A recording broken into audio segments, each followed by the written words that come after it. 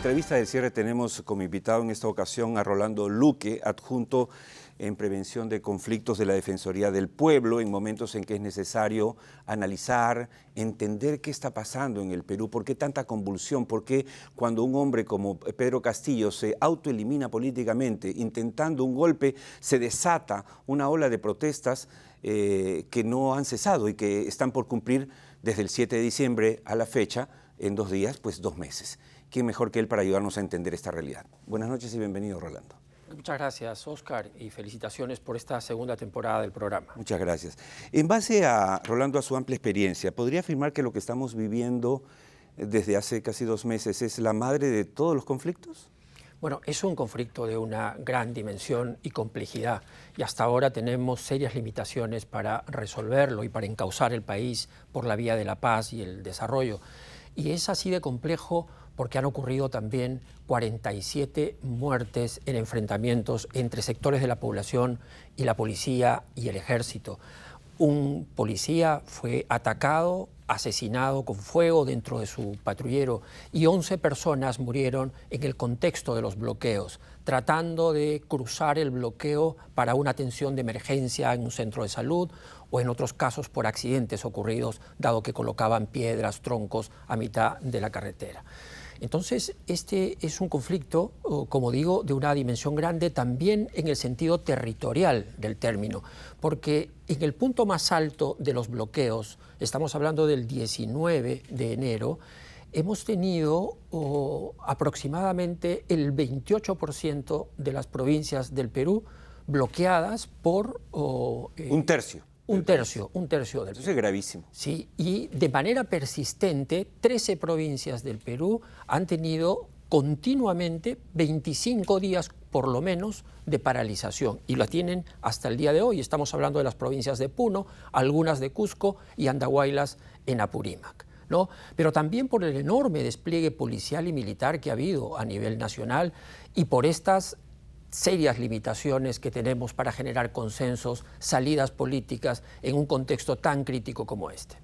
Usted advirtió el año pasado, Rolando, en este programa, que más del 60%, me puede corregir la cifra, pero era algo más del 60% de los acuerdos tomados en las mesas de diálogo no se estaban cumpliendo y eso estaba generando, digamos, una preocupación creciente que se iba embalsando. ¿Esto explica en parte lo que estamos viviendo? Es alrededor del 50%, okay, ¿no? Y sí es efectivamente un elemento que alimenta la conflictividad social. Pero veamos claramente cuál es la causa inmediata de este conflicto político. No hay lugar a dudas de que es o fue la decisión del presidente Castillo de interrumpir el orden constitucional, de pretender disolver el Congreso, tomar las instituciones públicas, gobernar por decretos ley. Y se creó alrededor de esto, además, un relato falso en el que se le atribuía al Congreso de la República la responsabilidad del golpe. Lamentablemente, por el desprestigio del propio Congreso, esa versión falsa fue consolidándose, fue ganando terreno y hasta el día de hoy hay gente que cree que efectivamente... Una leyenda urbana que es una falacia. Una mentira completa que lamentablemente hasta en el concierto internacional ha logrado pegar y algunos presidentes de algunos países se han sumado a esa mentira. Divulgado, retransmitido una versión completamente falsa. Pero es cierto lo que usted dice en relación al cumplimiento de acuerdos, porque el cumplimiento de acuerdos no es otra cosa que la esperanza, la expectativa de un sector de la población de que el Estado finalmente vaya a responder frente a un conjunto de demandas que tienen que ver con servicios públicos, con acceso a bienes, con respeto, etcétera. Y cuando esto no ocurre, hay una decepción muy grande porque la gente experimenta burla o menosprecio moral, ¿no? Además de que hay una necesidad muy grande de que esas demandas sean atendidas porque en el fondo de la conflictividad social, si bien este es un conflicto principalmente político, pero en el fondo hay una insatisfacción muy grande con el funcionamiento del sistema democrático y también con esas enormes brechas sociales que subsisten en nuestro país. Ahora, en ese contexto hay un escenario que a mí me preocupa en lo personal, Yo, como usted sabe, dirijo una empresa que es Viceversa Consulting hace 22 años. Manejamos conflictos en el sentido de que los enfrentamos y más los prevenimos, que es lo mejor en realidad. Pero ¿cómo se hace en su experiencia? ¿Cómo se hace cuando quienes protestan no tienen caras visibles? O sea, ¿cómo se negocia y soluciona un conflicto con una turba violenta? Bueno, con los violentos no hay lugar a diálogo. Con los violentos le corresponde a la Policía Nacional y al sistema de justicia ponerlos en el lugar que los corresponde, ¿no? Pero afortunadamente la inmensa mayoría de la población, si bien está insatisfecha, descontenta y lo está expresando en las calles, no da el paso hacia la violencia. Cuando hemos observado directamente las movilizaciones aquí en Lima y en otros lugares del Perú, lo que detectamos es que es una minoría violentista la que en determinado momento, a través de piquetes, se enfrenta a la policía. Es más, van preparados para enfrentarse a la Policía Nacional. Y puede haber una franja de ciudadanos que se ve contagiados de ese acto de violencia y se suman a ellos, pero la mayoría tiende a apartarse de los violentos y expresar su molestia, su insatisfacción de otra manera, pacíficamente. Entonces, yo tengo la esperanza de que esa mayoría silenciosa del Perú, que todavía no se ha expresado claramente, pueda empezar a hacerlo y dejar constancia de que si bien tienen críticas, tienen cuestionamientos, los quieren hacer por las vías democráticas. La Defensoría del Pueblo, a mi modo de ver injustamente, ha sido atacada por un extremo de la clase política. Casi los acusan ustedes de promover los desmanes de los vándalos.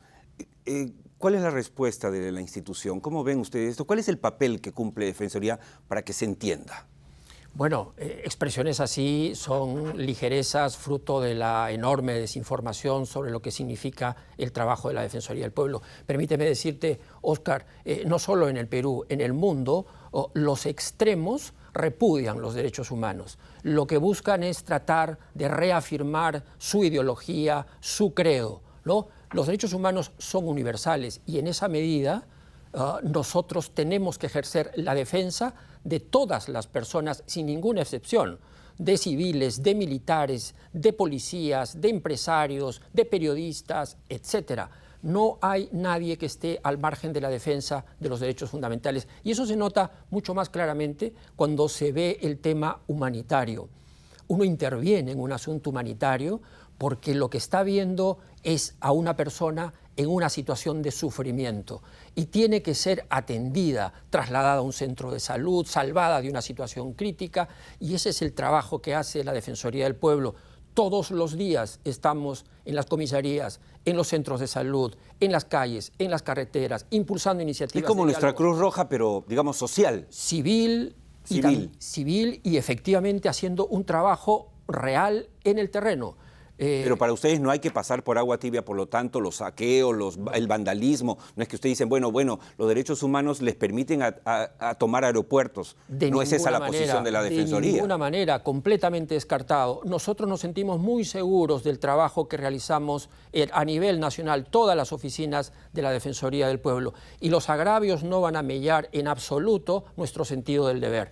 Los delincuentes a la cárcel. Ese es el lugar o militares, sea cualquiera. Y ahí quisiera también agregar que esas 47 muertes de personas tienen que ser minuciosamente investigadas y en tiempos oportunos. Se necesita saber las circunstancias de la muerte, se necesita indagar por los presuntos autores, se necesita saber si la policía o las Fuerzas Armadas hicieron un uso abusivo de sus armas de fuego. Para eso hay una ley de uso de la fuerza, hay un reglamento, hay un manual. Y tenemos que, la autoridad civil, fiscal principalmente, tendrá que averiguar si es que se transgredió la ley al momento de usar estas armas de fuego. La consigna en la Defensoría del Pueblo, y debe ser la de todas las instituciones, es cero impunidad con los delincuentes. Última pregunta. Al experto, no al adjunto de la Defensoría, al experto. ¿Hay solución para este conflicto que ha ido enervando y que ya cuenta 2 meses? Vamos, para que se ubiquen los amigos televidentes, el conflicto de Chile que se vivió en plena pandemia y que terminó en su Asamblea Constituyente duró 3 meses, más o menos, incluyendo 2 iglesias quemadas. Claro, mal de muchos, consuelo de tontos, no espero que duremos 3 meses, pero ¿Usted avisora una solución? Lo peor que nos puede pasar, Oscar, es que la democracia se quede sin opciones. La Policía Nacional no es una opción. No es una opción. La policía no resuelve conflictos. La responsabilidad de resolver conflictos es de las autoridades políticas, de los técnicos, de los administrativos. Ellos tienen la responsabilidad de enfrentar esto.